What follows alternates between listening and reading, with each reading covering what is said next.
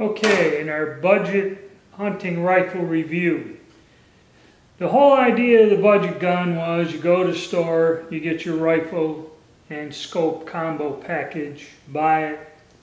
They say that the rifles are sighted in, bore sighted at the factory. Take it out to the range, a little bit of adjustment, or with the ammo you have, sight it into your preference and should be ready to roll, hassle-free. Well, I'm going to have to call bullshit on that one because I've noticed after going through this, I've fired some of these guns a little, some more than others. And I've noticed that the scopes are moving. The eye reliefs are off on the two Remingtons, and then I'm looking at the way they're mounted and that, and there's problems. They have to be adjusted and reset. A lot of other people who review these guns that are more savvy with scopes, that are more of a sporting or hunting gun or long-range target shooting guys, they have a lot more experience. They tell you the first thing to do is take the scope off and check it out and then Loctite everything down. Some people have complained that the scopes fall apart, that they're loose. Well, I guess there's some truth in that. But I went and did it right out of the box, see how it all went, and yes, it's a problem. The scopes are moving. The eye relief is off on one, and so now today what I'm going to do is the guns I have, I'm going to look at, inspect, and probably reset the scopes onto the rifle. So what are we talking about? Well, let's take the compass in my $30 Chinese scope. Now, two reasons that this scope would move if you're shooting.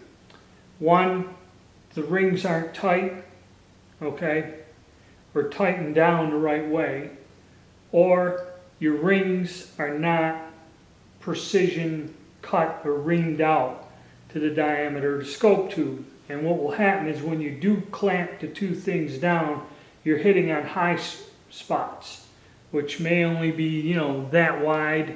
So you got these four little spots in the scope. The recoil of the gun will keep sliding it out.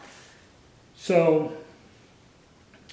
what we're going to do today is we're going to just do a simple option. We're going to pull the scope mounts off, put some Loctite on them, get the levels, level them, and try to bolt them down, with a torque wrench. I got a torque wrench, and see where we go. Now, what's problematic is for the average person that's just buying a budget gun, you got to buy more tools, more stuff. You got to have something to set the rifle in like this. Like my dad, my granddad, they had a cleaning kit, a gun, and a box of shells. That's it. They didn't have no rests. They didn't have no scope aligning tools or whatever.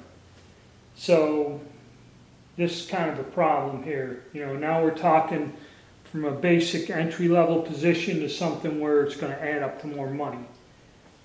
But the cause is it's either it's not mounted correctly to begin with, or the mounts are low quality. Now, there's different ways to do it, but let's take a look at what the problem is first, and then we'll go on to what we got to do to remedy it. All right, first up, we're going to look at the compass. Now, this is that $30 Chinese scope I put on there. Now, one thing you look at, if you look at where the two pieces of the mounts are, this gap should be even.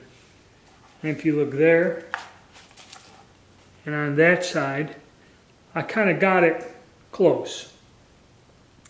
Now these mounts have some kind of little rubber thing inside there, about halfway across or on the center. So when you clamp these down, they're clamping on like a little rubber mount. They're on the top and the bottom. So hopefully they'll smush down and hold the scope in place. We'll see. And we got them clamped in evenly, which is good. And then the eye relief is set to where my head's comfortable when I hold it. And that's why they give you that little wrench in the boxes. a little wrench is to loosen these screws that hold the scope down. You can loosen these the base mounts with a screwdriver. So you don't need a lot of tools to take this all apart and do it. They give you the Allen wrench, and all you need is a screwdriver. Now on the Axis, when I looked at the scope, first I noticed that the scope is up against the ring, which is not good because every time you fire it, it's going to bash on this piece here or that part of the scope. And also, if you look, the gap here is almost closed. And on the other side, it's open. That's not, it should be kind of equal. It shouldn't be like that. Now, I don't know if this one moved. I got to look at some of my older videos and see if this scope slid up on me after firing a box of shells, or maybe this is the way it came. Because the eye relief really isn't off on this one. But looking at it, I don't like that gap. That means like they tightened them down on one side and they're pulling it over. You're supposed to tighten these equally and have an equal gap. It's not supposed to be touching. They tell you that when you mount a scope. Now, the Remington 783, the one I've shot the most, what has happened, I pick it up and look, and my eye relief's off. The scope's screwed up. What this has done is, if you look, it's slid up to where it stopped against the mount.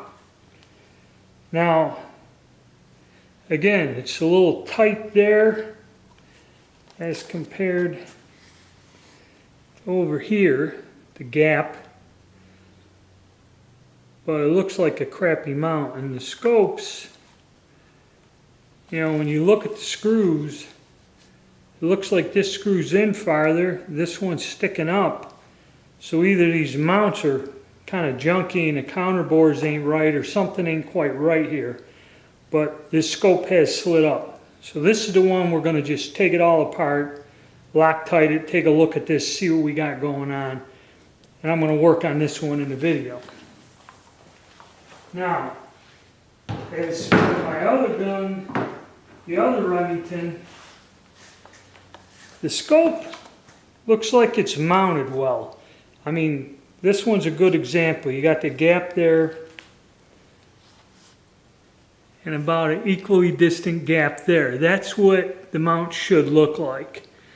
The screws are in there and solid. You can see them coming through. But I believe this scope slid up also. So this one I'll do later, but I'm not going to make the video with this. I'm going to do the 308 because that one looks the worst of them all. And I'm going to try to get it set correctly.